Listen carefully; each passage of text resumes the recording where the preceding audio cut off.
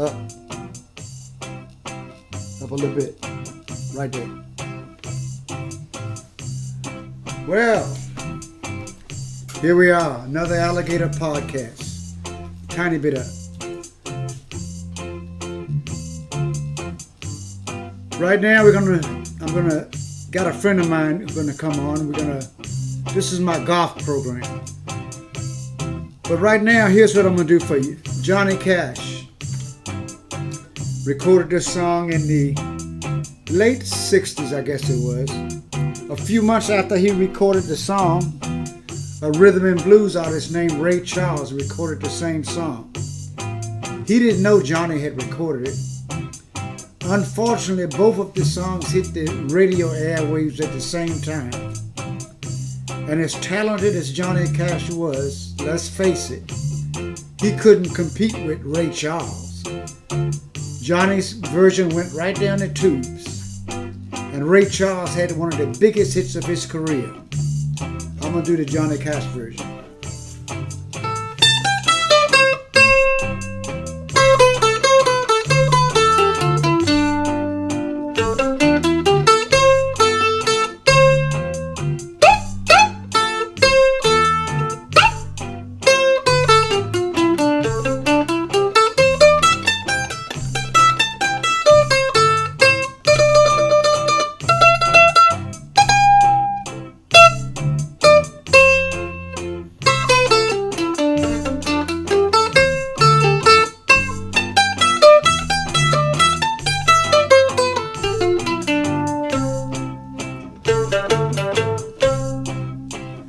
Well, my bills are all due.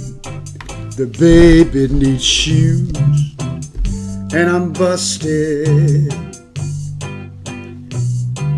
Cotton is down to $1/4 a pound. Lord, and I'm busted. I got a cow that went dry, a hen that won't lay, a big stack of bills that gets bigger each day. The county's gonna haul my belongings away, Lord, 'cause I'm busted. So what did I do? I went to my brother to ask for a loan. I was busted, and that was hard for me to do 'cause I'm a proud man. And I hate to beg like a dog without a bone, Lord, but I'm busted. Here's what happened. My brother said there ain't a thing I can do. My wife and my kids all down with the flu, and I was just thinking about calling on you, Lord, 'cause I'm busted. Well, that's Johnny Cash. Right now, I hope you enjoyed my last podcast with my son, Cowboy Donnie. I've gotten a lot of responses from it, a lot of responses from Peter Turner, and hopefully we can keep this thing going. When I first arrived in Monterey, 26, about 30, almost 30 years ago, one of my big fans was a gentleman, I can't even remember his name now, young boy, who was worked at the pro shop at Pebble Beach. And he asked me, he said, "Alligator, do you golf?" And I laughed. Because, golf was something we always made fun of. You got this ball and you hit it and you're trying to get it in the hole. Why don't you just pick up the ball and drop it in the hole and then it's done? You don't have to go through all that stuff. But he said, "Alligator, I bet you would be a good golfer." So he talked me into going out. I got out there, and of course, Alligator showed up at Pebble Beach. Everybody sort of ran all over himself trying to give me clubs and carts to drive and all of this stuff. And I did it for about a year regularly. I would go out to Pebble Beach and just play. They would charge me nothing. And then my friend lost his job at the pro shop, and I stopped going. And here it is, maybe 25 years later. I run into my friend who comes to the place where I play at the barbecue place here in Monterey. And we became friends. And he talked me into, asked me about golf, and I told him I liked it before, blah, blah. Long story short, we ended up going out hitting balls. I haven't been on the course yet, but I'm just trying to get that golf incitement thing going. I know I really liked it. And the thing about golf is, instead of me going into things about golf, why don't we bring Tom Kruk? Tom this is the golfer who got me back into golf. And let me tell you something, I'm really enjoying it. I'm not very good at it like I used to be. I think my problem is the rodeo stuff I did, my back gets thrown out sometimes. I think I'm a little unsure about this whole twisting thing. I'm afraid I'm going to throw my back up, but I got to get over that. But right now, here's Tom. Tom, Yeah. golf is a game that, unlike any other sport that I've ever seen, because you're not competing against other people. Can you explain that? Right. And well, thank you for stopping by my house before your gig down at Bon Tom Leroy's Lighthouse Smokehouse. Wait a minute. I wasn't going to tell people this was his house. It's Okay. nice here. I wanted you to think it was mine, but it is his, okay? But Tom, make yourself at home. Okay. You're making me comfortable. Well, golf is really a unique sport because you are competing against yourself, and you don't have to compete against other people, although when you see it on TV, they are competing at the highest level. All you're doing is improving your game and seeing how you improve over a period of time. It's just wonderful. Yeah, the Hogan, his name was Ben Hogan. Ben Hogan, yeah? Yeah, I read the introduction. There's a book called Ben Hogan's Fundamentals of Golf. Fundamentals of Golf. 5 lessons. And from what I have been told, it's the Bible, even for the most professional golfers that they are. It's sort of the Bible for that thing. And he said this, that golf is the type of game that you will play it. And one day you will have the best game. Nothing goes wrong. It seems like everything you hit is perfect and everything is wonderful. And you finish the game and your head is that big. And then the next day you will come to play golf and golf will slap you down. Will bring you back to reality because nothing works. So, but how long have you been golfing, Tom? Yes, I've been slapped down a number of times because I've been playing golf for 60 years. And the big thing you want to know is that the bad rounds don't last forever, but either do the good rounds. Yeah. And Tom has introduced me to a place, some of you may be aware of this place. It's called Top Golf. Mm-hmm. It's like this high-tech golf driving range. And maybe you golf people know about this, but you got to realize to me, all of these little things are just fascinating. I come from a background of growing up with no electricity, no running water, plowing mules in the fields because tractors weren't around, all that kind of stuff. So any kind of technology just fascinates me. But this Top Golf thing, you hit the ball, and they got a chip inside the ball. And as the ball flies through the air, you can look at your screen and see its trajectory, and it tells you how high it went, how fast the speed was, yes. And where finally landed. And they have little targets out in the field or the driving range, and how close to the center of the target you hit the ball. It is an amazing place, Top Golf. Tom has a membership there, and I go once a month. When I'm not working, I go and join him there. In fact, I'm gonna be joining him there at the end of the month. We got a friend of ours who he introduced him to, Kim. She's gonna be coming down to play golf also. And my son got introduced to Top Golf through Tom, and he tells me that last week or sometime, or rather. Yeah. He was at Top Golf, and Donnie was up there with some friend, and they were just by coincidence, we were in the bays right next to each other. Yeah, that's what he told me, right next to each other. Yeah. it's an amazing thing. So I would suggest that any of you who do like I used to do, make fun of golf, and stuff, give it a try. Let me tell you something. If you actually allow yourself to get into this thing, you will be amazed at the satisfaction you will get out of it. It's just relaxing. Also, I mean, I know you see people on the golf course throwing their clubs there and all that, but basically it's a really relaxing game. And Tom, you won a trophy here recently during a tournament. Yes, it's not about me, but there was a tournament and I did really well, nationwide tournament, and I won a good-sized prize for that. But the thing you want to know about golf, it's just so relaxing and so much fun that you get these endorphins every time you hit a good shot. It's amazing. It's amazing. Yeah, it's like it's similar to shooting basketball or something. When you shoot a basketball, when it leaves your hand, if it's wrong, you know it. Right. You Okay. know Very that good. the shot analogy. just wasn't right. And golf is like that. If I hit the ball solid and hit it right, when it makes the contact and everything about it, I know it's good. And then others, before it even leaves from where I hit it at, I know that sucker's going this way or that way. He has a lot of those. Yeah.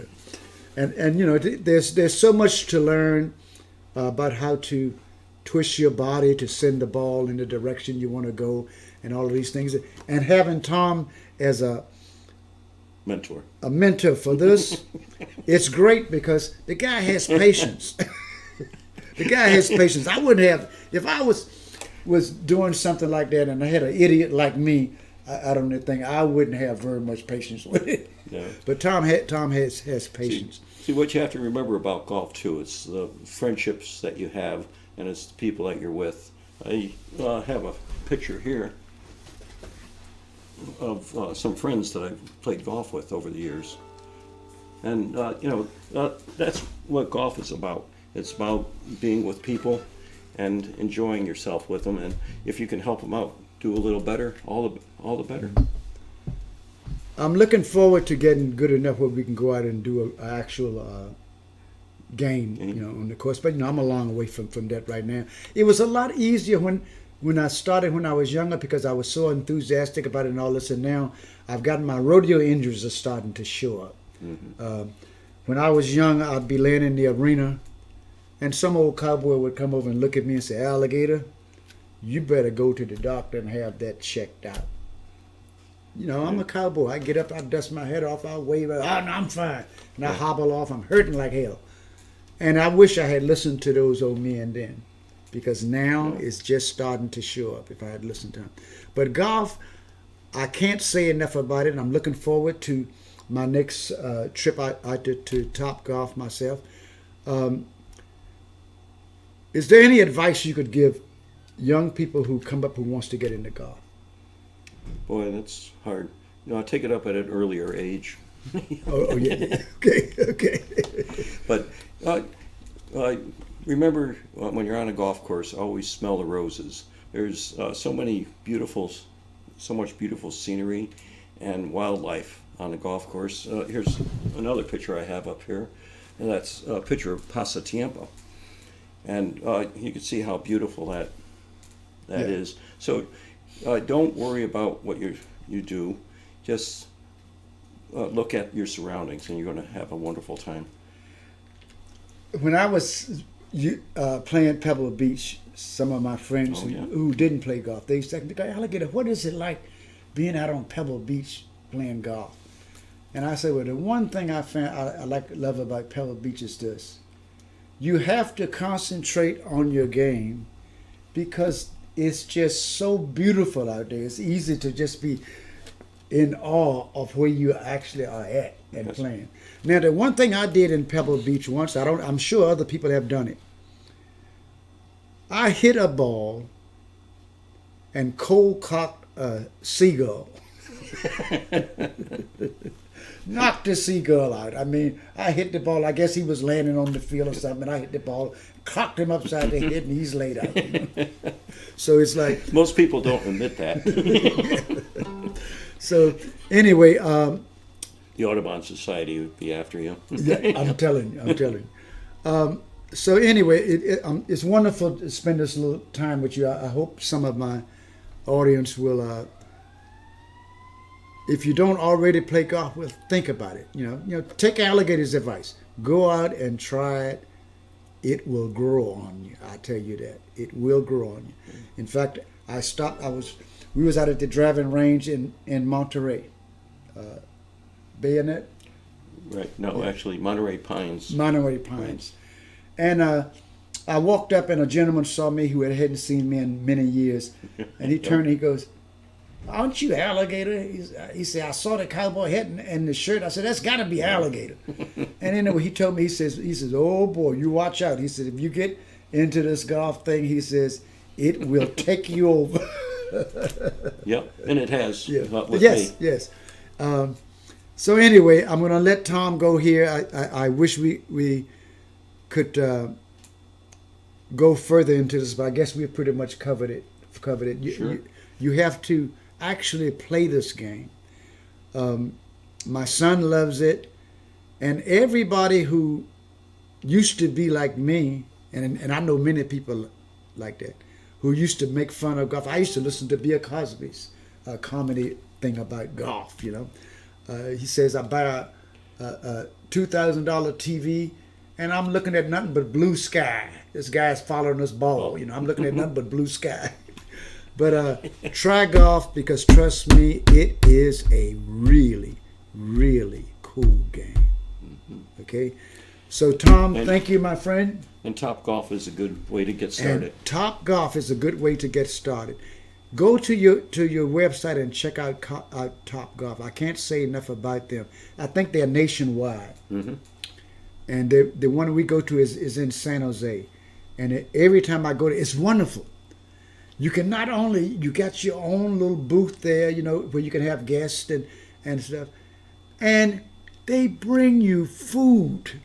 They got a wonderful menu. I mean, great chefs in the kitchen. They cook this incredible food. And on top of the food, they got the best doggone margaritas you could shoot a gun at. I'm telling you. I always go there. The first thing I do is, what do you want? Margarita. Yep. So anyway, Tom, thank you, my friend. You're welcome. We'll have you go back over there for that thing there. And what I'm going to do is I'm going to close this one out. I'm going to do a little, I just did Johnny Cash, a song that he never got to be known for. I'm going to do an Alligator style Johnny Cash once again.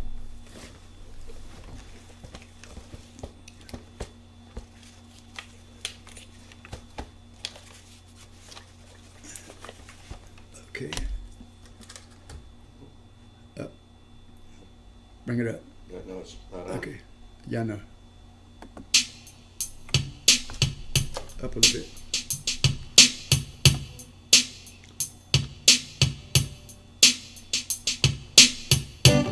Love is a burning thing. It makes a fiery ring. Bound by wild desire, I fell in a ring of fire. Bound, bound, bound by wild desire, I fell in a ring of fire. The taste of love is sweet when hearts like I was me. I fell for you like a child. Oh, but the fire went wild. Hey, I fell for you, a little girl, like a child. Oh, but the fire went wild. I fell in a burning ring of fire. Down, down, down. The flames were burning high. Burn, burn, burn. The ring of fire. The ring of fire. Burn, burn, burn. Hey! The ring of fire. The ring of fire.